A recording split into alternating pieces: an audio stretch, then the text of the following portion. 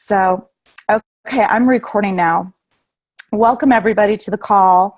My name's Heidi Burkemper. I'm coming to you from Aspen, Colorado, which is my very favorite place in the world. I leave here and I go to Hawaii or Florida or anywhere, and I can't wait to get back here. And so I feel so fortunate and lucky because this opportunity that we're going to share today on our Freedom Friday call has allowed that to become a reality. And I'm going to talk about a little bit about residual income, and I'm going to talk a little bit about Isagenix, the company, the culture, the positioning, where we're positioned in the global marketplace, and really give kind of a high-level overview. And then Stephen's going to come after me and talk about the building blocks on how to get there, on how to build this financial freedom and freedom from physical and financial pain. And it really does start with the products. And Lynn said this, Lynn Hagedorn, the fastest growing to millionaire ever in Isagenix. She said this to me the other day. She said, I believe that these products, the foundation of our business, are not only helping people and, transforming physical health, but saving people's lives. And I believe that too. And one of my greatest passions is, and why I'm so passionate about offering this to so many people, is that my dad is way too young to be suffering the way he is, and in a wheelchair and in, I'm sorry, I'm muting a few people here, in a wheelchair and type 2 diabetes, toes amputated. These are, we don't claim to cure, diagnose, or treat disease. However, the body does become a miracle when fueled with the right nutritional technology. And we have it. And we have it in spades. And there's lots of companies out there, but what we have is so spectacular. And this time, it's different. How? We've been around for almost, is it 15 years, Stephen? 2002 till 2014 years. Yeah. Almost 15 years. And, a lot of people are like, oh, maybe I've missed the boat. You guys, it's starting right now. This is the beginning of the beginning of the beginning. We're at the point where Starbucks was just in Seattle. That's kind of how I feel. That's where we are. And I envision millions and millions of blenders going off and families feeding their children these unbelievable shakes, the most nutritionally potent 240 calories we could feed our bodies.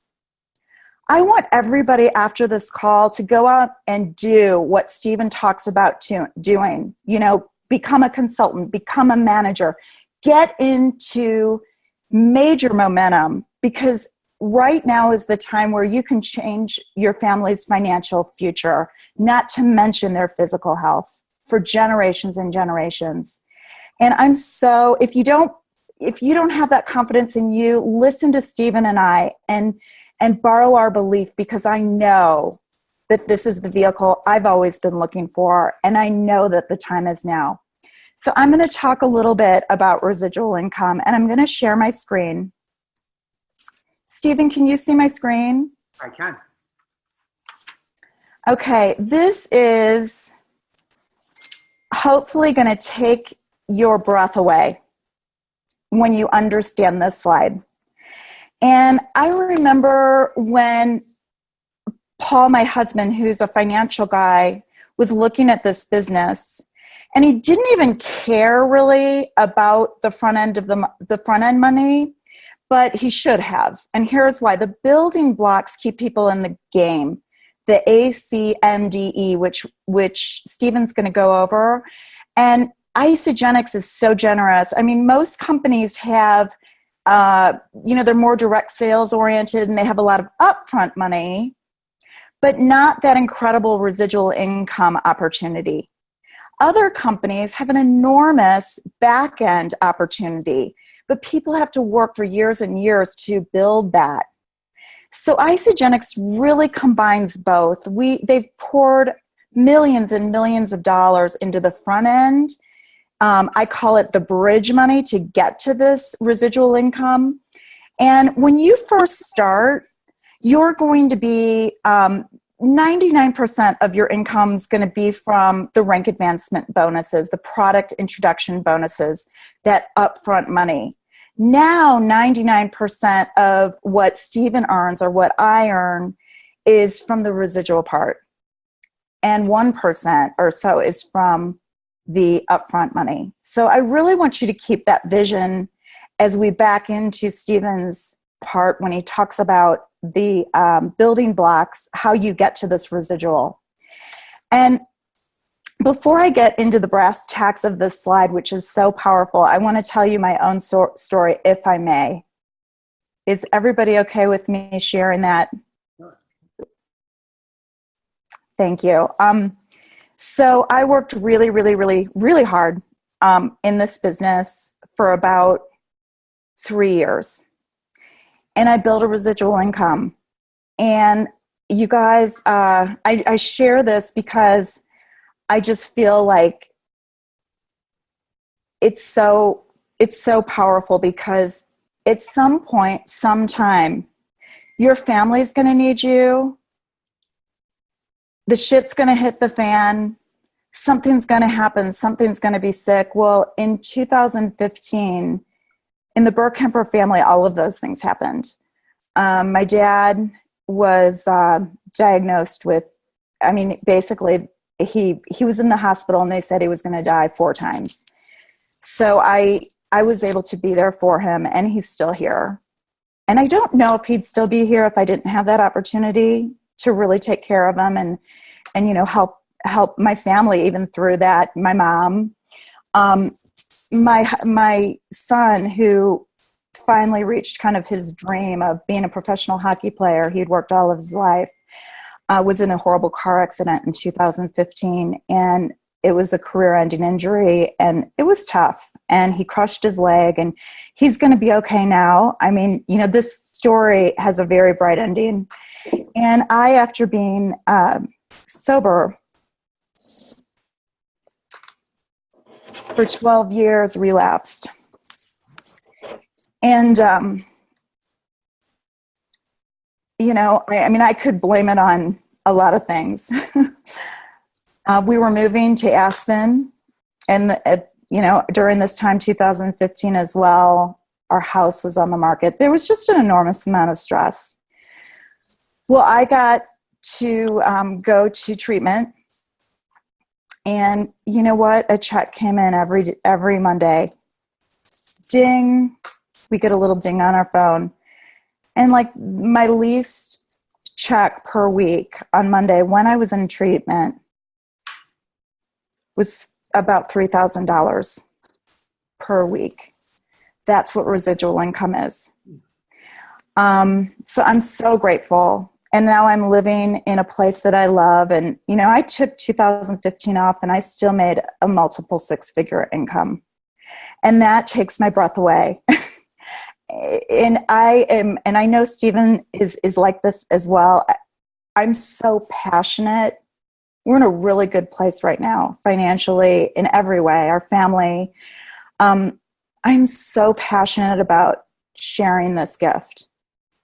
This is a gift. This is a gift. Not everybody will receive this gift, but this is an unbelievable, valuable gift. And I trained on this slide about a year and a half ago in Atlanta. I think it was Atlanta. Maybe it was, I can't even remember. We've been so many places, but in an Isogenics University in the leadership meeting.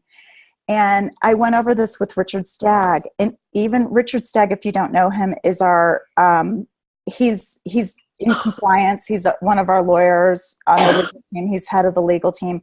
And I showed him this slide, and he was blown away. He's like, man, maybe I ought to quit my day job and join you. Because here's what this means. I want you to think about this. If you're on this call and are cycling once a week, or have cycled once a week, and you can bring your business to the residual part of your cycling once a week. Now, these are generous percentages, okay? let me back up for a second. My dad is such a brilliant businessman, and he taught me. I learned this on his knee. He was a financial guy. He built several businesses, but, started off as a financial advisor. And I remember growing up in high school, and there were doctors and lawyers' kids, and they had the fancy clothes, and they were going on the fancy trips. And some of their dads were clients of my father's. And I would say, oh my gosh, the Phillips are rich. They're and so-and-so's rich. Their dad's a heart surgeon, and, their dad, and they're going to the Bahamas for Christmas break. And my dad said something. He said, Heidi, they make an amazing salary, but they're not wealthy. And I remember as a kid thinking, what's the difference? I don't get that, Dad. And he said, people that are wealthy, and guys, you might want to take notes on this. People that are wealthy build an income-producing asset. Build an income-producing asset so that even when they're working, remember me, I went 28 days to treatment to take care of myself, and I still, every Monday, ding, $3,000, $3,400, $3,300, and I wasn't working. That's an income-producing asset. So all of a sudden, my mind started shifting. And if you've ever read Rich Dad, Poor Dad, he talks a lot about this. How can I build wealth? How can I take the reins of my life and be the architect of my life and build an income-producing asset from scratch? You guys, there's a lot of great opportunities in life that I've never seen. And please let me know, enlighten me, if you find an opportunity where you can begin a business and run a business where your overhead, and think about this, your overhead's what you eat, your laptop, your phone, your earphones, your car, part of your home, become a tax write-off, and you have the opportunity to build a residual income with no glass ceiling. It's breathtaking. So again, getting back to this slide, residual income is wealth. And you'll hear like Peta Kelly, I love her, she'll say, if you understood residual income, you would run through a brick wall to get it. But this is what it really means, and no one ever talks about it. If you're cycling one time a week, celebrate that. If you're not, get there. Here's what that means. It's a mere $2,808 per year at 2%. Guys, I want you to really think about this. If you're going to invest your money in a safe vehicle, plan on 1%, not 2%. Okay, so this is generous. This is not like, I'm not overselling this. If you're cycling one cycle a week, and maybe it takes you a year to get there, you would have had to save $140,400. Who could save that? 104. You've built if you're cycling one time a week consistently, you build an income producing asset. I really want people to understand residual income and wealth. If you're cycling 5 cycles a week, you would have had to save $702,000 at 2% now, to live off the income generated from that amount of money. Make sense? Now, really, at 1%, if you're going to invest very safely in a CD, that's $1,404,000. So if you're where Stephen is, and I'm going to turn over the call to Stephen now, but Stephen, what are you cycling? 200 times, 150 times? I am. It varies. It's my high cycle week was with Matcha and was 190, 191. Yeah. Okay, you guys, I hope that takes your breath away. Like average. My average, hovers down 100-ish. You poor thing. Right. Okay, so you guys, say he has a really sucky week and he cycles 100 times a week. Okay. Stephen, you would have had to have saved in the last 5 years. I could spend this, but I sure couldn't save it. $14 million. I mean, that just takes my breath away. $14 million. CDs, $28 million. So Stephen has built an income producing asset. I've built an income producing asset. You're building one. Keep your blinders on and build this with passion and purpose, and find kick-ass people that understand money and understand the difference between earning a salary and building an income producing asset. So that's all I have, but I've never been more excited about this opportunity. I'm super excited to be partnering with all of you. And I am going to turn over oh God, I went way long. I'm so sorry. And I'm going to turn over the call to Stephen. Great. Thank you, Heidi. I get too charged up. I do too. I love we both share an incredible amount of emotion and passion for this. I watched my father die of cancer when I was 15. And during that time period, I watched my uncle lose his job and go through really major depression, sitting in the dark in his basement. I mean, I shared this in the stage in Calgary. My Uncle Bill was the kind of person I wish everyone knew. He was a Jackie Gleason personality type, just this vibrant, lively, funny, when he didn't mean to be funny, just always funny, biggest heart, Father Gribben. He had the heart of someone like Father Gribben. And then I watched him to go from that to sitting in the dark corners of his basement, losing his best friend and his job, and just his whole world turned upside down. And 3 years after I lost my dad, on April Fool's Day of all days, we found out my uncle died of a heart attack in his sleep. So that, in those awkward teenage years, seeing that happen, and I saw a couple other friends, I went through a lot of painful things.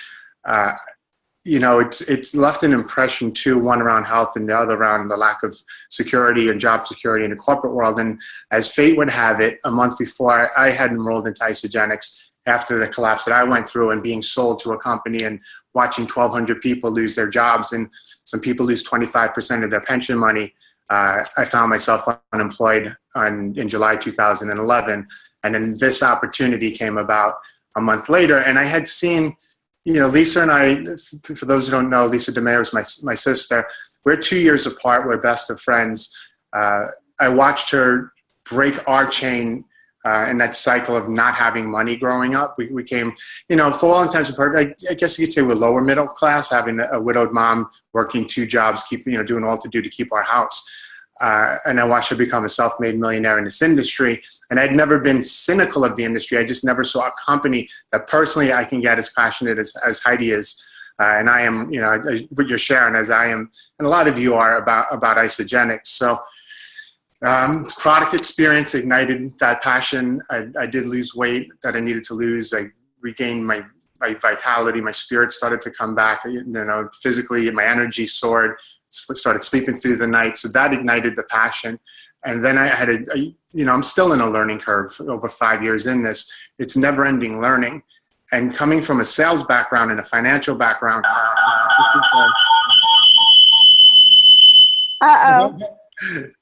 This was very, very different in approach than what I was used to, because I find people look at this based upon what we know going into it as some sort of transactional sell. But it's not.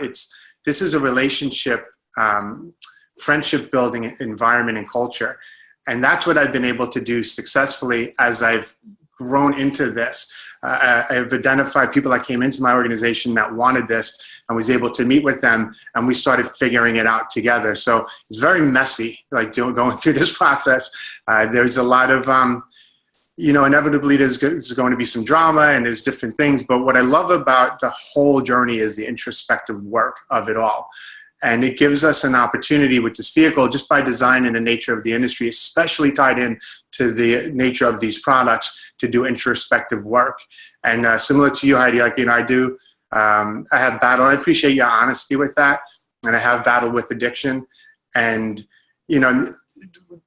having an environment to be the best I can had me take an honest look at that in myself, and what was the end result of my actions, which really were based on feelings which were caused by thoughts. And I presented this circle of mindset around that. We have these thoughts that create our feelings, and it's in those feelings that we're either in action or not in action, right? And then that yields our results. So I took full responsibility of a lot of things, and that was a learning process as well. And I feel it's fostered in this environment. As far as going through an associate, consultant, manager, director, executive, we could find excellent training on that. I'm assuming that people on this call are all associates, I would think. So to go through basics of staying active and ordering on order ship to 100 PV every month and building out to consultant, I think we'd be best served to probably look at a video or go to the training videos at isogenicsbusiness.com. And I would like to focus a little bit more on the mindset and what this journey really is all about. Because again, I'm assuming that people are on this call for the income side of it. And there's a connection already to the product side. And if anyone's brand new listening to this for the first time, this will, I think, be helpful as well. Is that okay, Heidi? It sounds perfect. Thank you. Great. So I wrote down some notes while you were speaking also. And, thinking about the story of your son and someone like Alvy Shepard, who's the current isobody champ, and listening to his story, you were there in Atlanta with me. I was, blubbering because it really reminded me of JP. And you know what?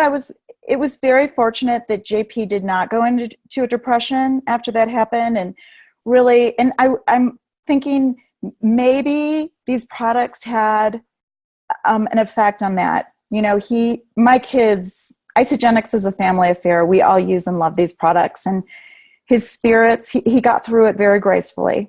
Yeah. When it's mind, body, and soul, right? The right nourishment does affect for me, it even affects my spirituality as well as, my mindset. And hearing Alvy share his story, the top draft professional baseball player blows his arm out in the seventh inning of a game, thinking he'll, get fixed up and be back on track. And that was the end of his career at, 24, 25, 26 years old. And then he did a deep dive and showed some pictures that when he was really at his heaviest and at his worst, and connected with this, and how this gave him a vehicle and something to connect with and a purpose, really, and starting with taking control of his health. And that's what I love about this. As far as the journey within Isogenics, what I find, we need to have, if you're looking to build out income, whatever that level of income is, we create our own goals. But in creating our goals, it's tricky because it's about the other person always. So it's about helping other people hit their goals. So there's this percentage of outward thinking that has to happen. And that gets tricky because for me, I want to hit my goals, but it does depend on other people's commitment to this. And Ryan Ramsey and I were on a team Zoom call this past Monday, and he was sharing it. I thought this was profound. With our health, it's easier to hit our health goals because we have 100% control over that, right? We're making the decisions day in and day out to hit our health goal. With our business goal in this network marketing business model, it's relying upon the team, right? I didn't get to 6-star. It was working with my team and having someone go from 2 to 4-star and Everly helped me get to 6-star. Right. And it's the collaboration and the effort of having people rallying around this gift of health. And that's what I've been effective at doing. I'm really passionate about personal development. My team knows this. And I'm really passionate about the events because of the personal development aspect in it and the community and culture aspect to it. And what I find, on my very first page of my personal book, I have a 5-subject notebook. The first is my vision and its notes. And the first thing I wrote down was change your environment, change your thinking. And that came from David Wood. And it's so powerful. What I've learned, if I want something or I want to get better, improve at something, I better get my butt into the realm of people that are doing it well. And I'll give you a quick example outside of Isogenics. For the first time, I went to a music studio. And, jokingly, I equate this to being 46 years old. And if I was a NASCAR fan, I got a day in a NASCAR around a track for 9 hours buzzing. That's what it was like, a midlife crisis kind of thing. Maybe, I don't know. But it was a hell of a lot of fun, and it taught me a lot. And what it taught me when I'm playing in a band, and I was pretty good in my neighborhood and growing up, I held my own. But when I stepped into the level of professionals who were doing things with a metronome, with a click track, precision playing with finesse, and I had to step in to this environment, I had to stretch. And it really put a mirror to where I was in my playing. And then it put me back to thinking what I've been doing all these years, not preparing for a moment like this, having all these habits that I've done, not playing to precision of a metronome, show up in that environment. And it was fun. It wasn't, it wasn't like people breathing down your neck, like getting this right. But it put it into perspective, say, if I want to improve myself as a musician, I want to play with the best. So now I know what to do to prepare to go back to that studio to be more effective. And I'm writing original songs, and that's what that's all about. With finances, I look at this the same way. If I want to improve my standard of living, I'm best served by spending more time with people that have a standard of living that I'm trying to get to. Even being in the energy of someone like David Wood changes my energy. Being in an environment, I love the smaller, more intimate events. Being able to go to an ICU, a university in action, and to have conversations, the hallway conversations, and to get to know people that are successful where I want to be, even physically, having a chance to talk to someone like Alvy Shepard while he's standing by the IsoBody booth. All of those factors put in perspective, if I have this vision of my life, what I want to create in my life, what are my domains I want to, what are my goals in each domain, who am I surrounding myself with? And what I've learned in this journey is not everyone's supposed to be on this journey with me. And that was challenging, even though I could see how some of my friends and my closest friends could use this physically, financially, whatever it is. If they're not open to it, I can't shift that. And I spent a lot of time wanting this more for people that really wanted it for themselves. And for some reason in life, it seems to have, with a lot of us, some impactful catalyst thing that really creates urgency for people. So what I encourage anyone to do is, if you're looking at this, work with that sense of urgency. You gave really a couple of powerful examples, because we don't know when that bottom may drop out or something drastically may change. And I'm an optimistic person. I don't like to go through my days in fear. I don't really have a lot of fear. I'm not a fear-based person, but that urgency for me is something that I have to work on now, because I do have a good income, is like connecting to a different why or whatever it is to create that urgency to hit my goals. And for me now, it's about everyone else. It's about serving other people. Like when Danielle had to text me to do this call, I just said yes. Like, I didn't know what the content would be. And I figured we'd feel it out and would be serving whoever is on the call listening, because I feel there is a divine thread in all this as well, that people will get the content they need based upon where they are, based upon a decision to even be on a call like this. So I guess to wrap the whole point of it up is, if you're looking if you have goals within Isogenics, look at the culture and look at the community and look at the foundation and look at how vibrant this company is, and get people to see it too. People are really smart. We all have our own individual gifts and talents and brilliance. People will see this for themselves. And what I find is the culture will keep people coming back. Even the product users, get them to events, let them connect with people that have been on the journey. I have my friend Lance, who shared Monday, his goal is to get under 300 pounds. His first goal was to get to 370. He's at 372 right now. But I happen to meet people in Atlanta, husband and wife, who each lost over 100 pounds who were on my call. I can connect them. Now he has support. So look for that within this community of people that you're looking to serve. You can connect them with people of both peer groups on the product side, on the business side, athletes, stories, right? There's a heartfelt connection to Alvy's story for Heidi and her son.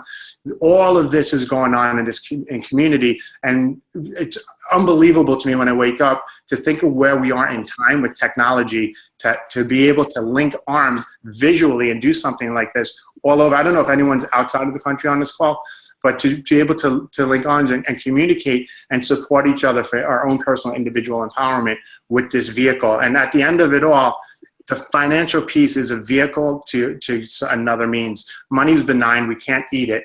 But if you're clear on what you really want and what you could do with more free time, it's a great place to start. And if it's just a matter of getting some stress off your back and paying an extra bill, look at that and really connect with it and share it, and look for people that are looking for this, because it's a solution. When I look at it, Lisa, I'm like, this is a solution for everybody. They just have to take that time. We create that space so they could see it for themselves. Stephen, thank you so much. I'll tell you, I don't know if you feel this way, but I feel like this is one of the most powerful calls I've ever done, we've ever done, for sure. I just think it shows the big picture, and I love how you talked about the culture. There's nothing like it. And I just want to let everybody know in the chat group, because we really didn't get into the you plus two, them plus two. Ricky said recorded, I hope. Yes, indeed. It is recorded. So please share this, because I don't think people understand the community that we offer, the culture we offer, the positioning, residual income. There's an Evernote link that I shared in the chat group. I'll share it also maybe on our Facebook pages, but this is something I've been sending to my new people, saying, you know what, take a look at this. This is the map to really taking advantage of all of the urgency that Stephen mentioned and really benefit from that. And I'm going to end this.